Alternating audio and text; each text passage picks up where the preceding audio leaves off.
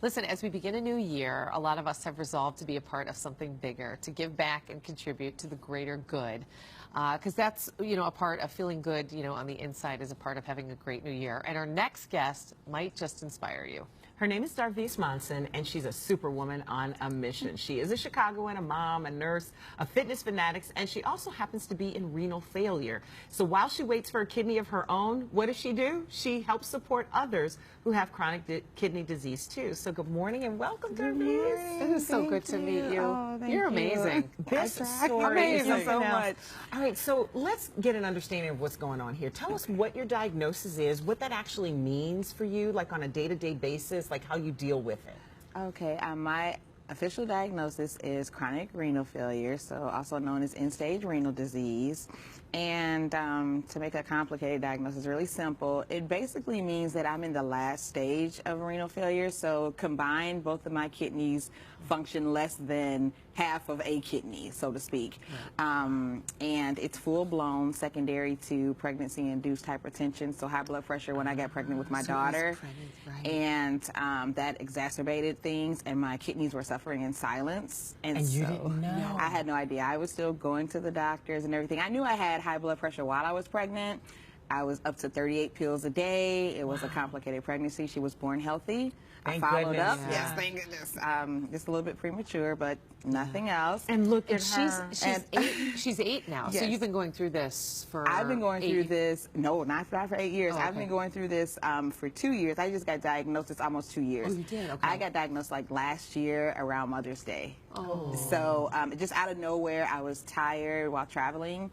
And it took me a while to recuperate, and I came back home and found out that I was full blown, had to start dialysis immediately. And so that involves your blood going out of your body into a machine, being filtered, and then returning back to your body. So And you call it something. You call it something really funny. I call it like oil changes. Like that's the best way. So I meet with my kidneys 3 days a week, and I go and get oil changes, and then I'm okay. So that's the way I look at it. So you're on a kidney donation list, though. You're waiting Yes. for a kidney, basically. Yes. So your life history. You said it's a full-time job now. I mean, It really is. I used to be on dialysis 6.5 hours each session. I had a catheter in my heart, went through my jugular vein into my heart, and now I have an access in my arm, and now I'm 4.5 hours 3 days a week. So, it's very taxing because, you're tired, things happen and everything. But, I work very hard. It is a job. I've been a nurse for a long time. I've been a fitness trainer for a long time. So, and I'm a mom, when you're a mom, it changes everything. So I don't have the option of not doing my best.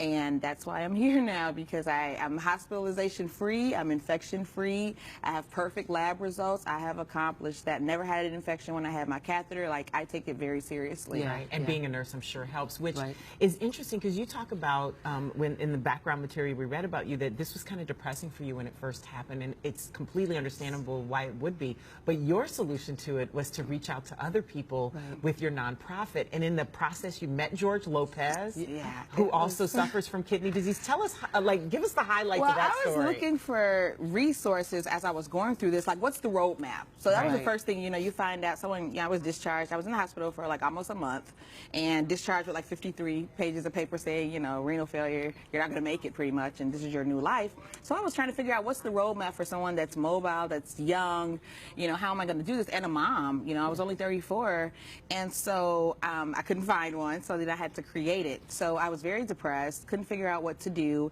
and so I joined a program at Blue 1647, the 1919 Women's Entrepreneurship Program under Allison Scrunchins. And at that time, I just joined to get out of the house because it's very difficult to get on the kidney transplant list, and it's taxing. So you're talking about 6.5 hours of dialysis, going to the hospital. I'm registered at University of Chicago. Going to the hospital 3 to 4 days a week, getting all these tests ran so that you can get on the list to save your life if you get a kidney. Like, it and was you have a to lot. wait, and that's even and that's another 7 a process. year. That's a 7-year wait in Illinois, just so you know. So while doing that, you just get down, And so I joined this program, and then I decided, in doing that, I started researching. I'm like, okay, you have to find. She tells you to find someone to model your business after, and so that's when I researched and found George Lopez and found out that he was a kidney transplant recipient. recipient from over 10 years ago, and I modeled my business, you know, a little bit after his, and I took a lot from his inspiration and his encouragement, and you know how he lived with it. I mean, he's a celebrity. He had a staff, a hit show at the time. He's still working, and so he had never done dialysis or anything, but just the fact that we had that in common. And so I was honored by an organization, the Front Row Foundation, and they give opportunities to people that have chronic illnesses. And last year around this time, I couldn't afford Christmas presents for my daughter, so I wrote them a letter and just poured out my heart. And I was selected as a recipient, and they surprised me and flew me out to Philadelphia. And then that's all they had to do. I took it from there, and I met him. And now you guys are working on a project together. Yeah, and so I'm in communications with his staff and his executive director, and we're working towards, you know, partnering, and I'm being presented to their board. And he's an awesome guy. He pulled out the red carpet for us, you know, myself and all of the Front Row Foundation people were there, and it just so happens we were playing in the World Series that day, the Chicago Cubs. So I was at the front of the line, and he was like, "Chicago, come on!" And he was like, "Just hurry," you know. And so we were all special and backstage, just relaxing, and we talked about everything that you would talk about as a kidney patient. We talked about his life pre-transplant, post-transplant, complications, legislative efforts. I travel every 2 or 3 weeks. So how close are you to getting a kidney? Do you even know? Like, do they tell you that? I'm really considered a newbie because it goes off of a lot of factors, including dialysis time, age, so on and so forth. So, you know, you have kids,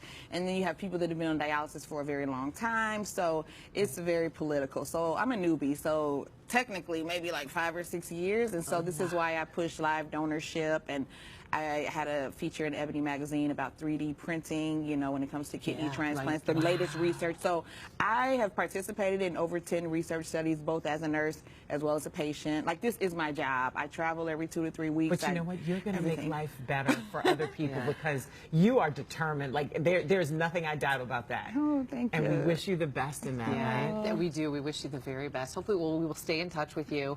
If you have been inspired and you'd like to learn more about kidney disease, kidney donation, and Darvisa's organization, you can head to morethanyourkidneys.org.